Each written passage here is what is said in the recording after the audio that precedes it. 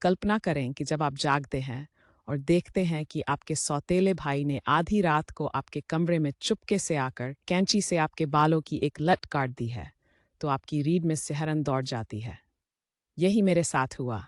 एक 30 वर्षीय लड़की जो एक मिश्रित परिवार की जटिलताओं को समझने की कोशिश कर रही है। सिर्फ 6 महीने पहले मेरी जिंदगी तब उलट-पुलट हो गई जब मेरी माँ ने उसके पिता से शादी की, मुझे अपरिचित क्षेत्र में धकेल दिया। पहली बार कुछ गलत होने का संकेत तब मिला जब मेरी व्यक्तिगत चीज़ें अपनी सामान्य जगहों से हटने लगीं। मैंने अपने बड़े भाई को ये बात बताई, जिसने, हालांकि संदेहास्पद था, सुझाव दिया कि मैं रात में अपने कमरे की रिकॉर्डिंग करूं। कई शांतिपूर्ण रातें बीत गई और मैंने लगभग अपनी चिंताओं को पढ़नो या मानकर खारिज कर दिया। फिर वह दुर्भाग्यपूर्ण सप्ताहांत आया। 3 बजे की भयानक घड़ी में मेरा सौतेला भाई एक भूत की तरह चुपचाप मेरे कमरे में आया। उसने मेरे बालों की एक छोटी लट काटी और उतनी ही चुपचाप चला गया जितना कि वह आया था। वीडियो सबूत भयावह था। मेरी रीढ़ में डर की लहर दौड़ गई। मेरे बड़े भाई बहन मेरे जीवन रेखा बन गए। वीडियो देखने के बाद तुरंत कार्रवाई में जुट गए। उन्होंने मुझे घर से बाहर निकाला और हमारे माता पिता के सामने इस अस्थिर फुटेज को प्रस्तुत किया। मेरे सौतेले भाई का बचाव, नींद में चलने का दावा और चिकित्सा सहायता की गुहार।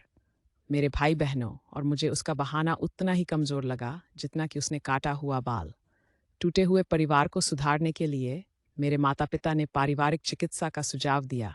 मुझे आश्वासन दिया कि मैं सुरक्षित हूँ और यह घटना न तो हानिकारक थी और न ही अनुचित। फिर भी मेरे भाई बहन दृढ़ता से असहमत थे, ये वादा करते हुए कि जब तक मेरा सौतेला भाई वहाँ रहता है, वे मुझे हमारे साझा घर से दूर रखेंगे। मेरे माता पिता की शांति की पेशकश थी मेरे बेडरूम के दरवाजे के लिए ताला लगाने का वादा। मेरे सौतेले पिता ने मेरे भाई बहनों पर स्थिति को बढ़ा चढ़ाकर पेश करने का आरोप लगाया, ये जोर देते हुए कि एक साधारण सजा से समस्या हल हो सकती है। इस विचारों के बवंडर के बीच मैं खो गई महसूस कर रही थी, अपने अगले कदम के बारे में अनिश्चित।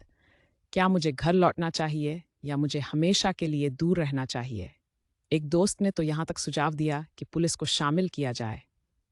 भ्रम और भय के तूफान में फंसी मैं उलझन में थी।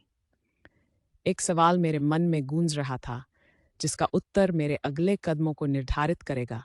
मुझे क्या करना चाहिए?